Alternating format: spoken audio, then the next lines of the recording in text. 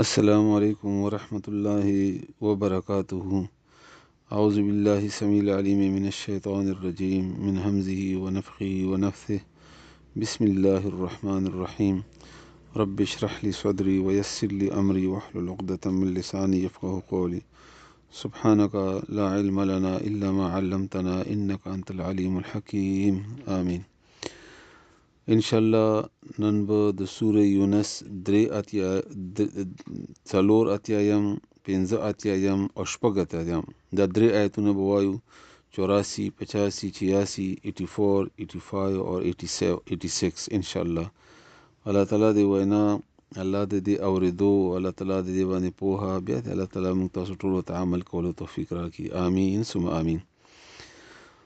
د نور شیطانی آیتونو کې د موسی علیه السلام کیسه روانه ده او آخري دوه آیتونو کې موسی علیه السلام باره کې چې کوم د جادوګرانو هغه جادو باطل شو او الله تعالی فرمایي چې همدغه رنګې موږ حق ته غلبه ورکوو او اگر که د غلبه د کافرو او د مجرمانو خوښه نه وي نو بیا موسی علیه السلام په قوم کې دغه د هغو نه ایمان نه وراوړی مګر یو څو نوجوانانو، ځکه چې هغه یېرېدل د فرعون نه او فرعون سرکشه و او حد نه وړېدونکی و. اوس الله تعالی د موسی علیه السلام خبره بیانوي هغه کسانو ته چې ایمان پکې راوړو، او بیا د هغې خبره، بیا د هغې دعا، او آخري کې د هغې انجام. وقال او ویلې موسی علیه السلام یا قوم ای زما قومه، ان کنتم کچریی تاسو آمنتم چې ایمان هم راوړو بالله په الله تعالی باندې، اې د ما قومه کچیرې تاسو په الله باندې ایمان راوړو نو فعلیه توکلو،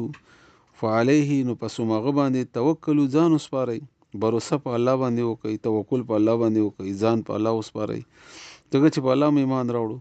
نو الله تعالی څوک به داسې پرېږدي نه. الله تعالی غیرتي ذات دی او اعتماد وکئ، او الله تعالی سره موږ عموما د الله تعالی ملګرتیا صرف دنیا معاملو کې ځان سره شمارو یا ځان سره برابرو. الله تعالی سره د دنیا څه اهمیت نشته، دنیا خو د ازمایش ځای دی، مشکلات تکلیفونه پکې راځي. اصل تکلیف خو کمیدل چې کوم دی هغه د مرګ نه بعد دی. الله تعالی دې هغه تکلیفونه موږ ته ومخوي، الله دې دنیا تکلیفونه هم موږ بچ کړي، ځکه چې موږ د مقابلې قابل نه یو، کمزور یو ډېر زیات. الله تعالی موږ باندې خپل رحم کرم په دنیا او آخرت کې دواړو کې وکړي. نو تاسو په الله ځان وسپارئ. ان کنتم مسلمین کچری تاسو فرمانبردار یی، تابعدار یی، یعنی ایمان هم راوړو که د الله تعالی تابعداري کوئ نو په الله ځان وسپارئ، الله به تاسو ملګری. فقالو نو وویل هغوی چا چې ایمان راوړی موسی علیه السلام باندې، علی الله په الله تعالی باندې توکلنا، موږ ځان سپارلی دی، توکل مو په الله کړی دی، په الله مو ځان سپارلی دی. او بیا دعا وکړله چې ربنا ای زمونږ ربه لا تجعلنا، ته مه جوړوه مونږه فتنه ازمایش امتحان کې سختی کې